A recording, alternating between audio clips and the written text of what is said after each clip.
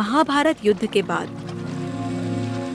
जब पांडवों ने संन्यास ले लिया, तब अर्जुन के पोते और अभिमन्यु के पुत्र राजा परीक्षित ने हस्तिनापुर का राजपाट संभाला।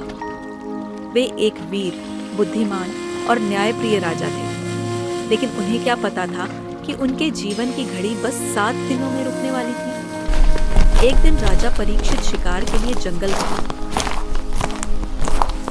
गर्मी और भूख प्यास से व्याकुल होकर वे एक आश्रम में पहुंचे, जहां ऋषि शमीक गहरे ध्यान में लीन थे। राजा ने ऋषि से पानी मांगा, लेकिन ध्यान में लीन होने के कारण ऋषि ने कोई जवाब नहीं दिया। इस पर राजा को क्रोध आ गया।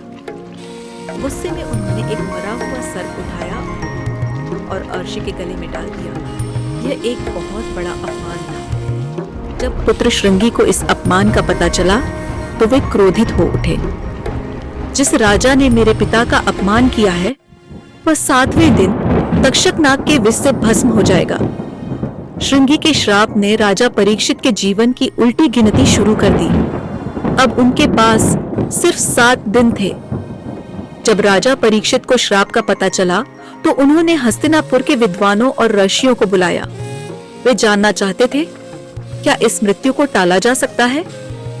महाराज, मृत्यु अटल है, लेकिन मोक्ष प्राप्त करने का मार्ग अभी भी खुला है।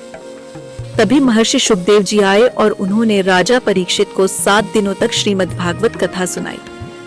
जब शुकदेव जी राजा परीक्षित को कथा सुना रहे थे, तभी स्वर्ग से देवगण अमृत लेकर आए।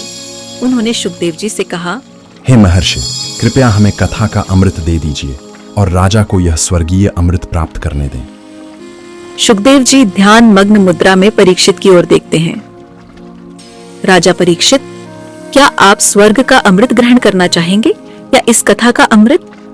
परीक्षित थोड़ी देर सोचते हैं, फिर पूछते हैं, हे गुरुदेव, स्वर्ग के अमृत से क्या लाभ होगा? शुकदेव जी मुस्कुराते हुए कहते हैं, स्वर्ग का अमृत पीने से पुण्य समाप्त हो जाता है, लेकिन पाप नष्ट नहीं होते। पापों का नाश केवल कथा के अमृत से ही संभव है। कथा का अमृत सुख की इच्छा को नष्ट कर देता है, इसलिए यह कथा स्वर्ग के अमृत से भी श्रेष्ठ है। यह एक ऐसी कथा है जो मात्र 7 दिनों में हमारे भीतर सुप्त पड़े ज्ञान, वैराग्य और भक्ति को जागृत कर देती है। ऐसा कोई अन्य ग्रंथ नहीं है जो 7 दिनों में मुक्ति प्रदान कर सके। यदि वक्ता शुकदेव जी जैसा हो और श्रोता परीक्षित जैसा हो तो 7 दिन में मोक्ष मिल जाएगा। कथा सुनने के बाद परीक्षित को मोक्ष प्राप्त हुआ। वे विमान पर सवार होकर भगवान के धाम चले गए। आजकल लोग कथा तो खूब सुनते हैं, लेकिन उन्हें लेने के लिए विमान क्यों नहीं आते? विमान न आने का कारण ये है कि वक्ता और श्रोता अधिकृत नहीं है। अगर हवाई जहाज आ गया तो इंसान कहाँ उड़ पाएगा?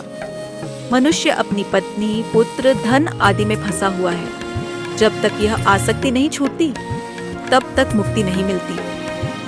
जिसका मन परमात्मा से युक्त है, वह जहां भी बैठता है मुक्ति पाता है।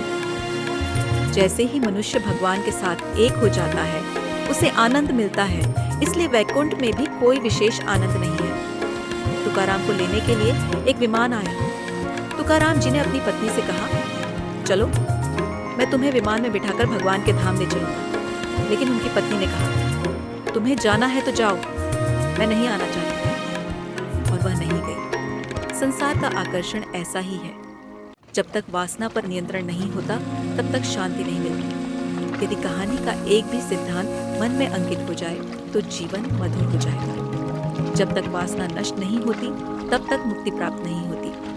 पिछले जन्म का शरीर तो चला गया, परंतु मन नहीं गया। लोग अपने शरीर और कपड़ों का ख्याल तो रखते हैं, लेकिन जो चीजें मरने के बाद भी साथ रहती हैं, उनका ख्याल नहीं रखते। मरने के बाद भी जो चीजें मन में रहती हैं, उनका ख्याल रखें। धन, शरीर आदि की परवाह मत करो। यहाँ तक कि मृत्यु के बाद भी अगर उंगली में अंगूठी होगी तो लोग उसे भी उतार देते हैं। जब तक व्यक्ति का आचरण, विचार और मन शुद्ध नहीं हो जाते, तब तक भक्ति नहीं हो सकती। कथा का अमृत स्वर्ग के अमृत से भी श्रेष्ठ है। जो इसे हृदय में बसा ले, वही सच्ची शांति और मोक्ष प्राप्त कर सकता है। श्रीमद् भागवत कथा की जय।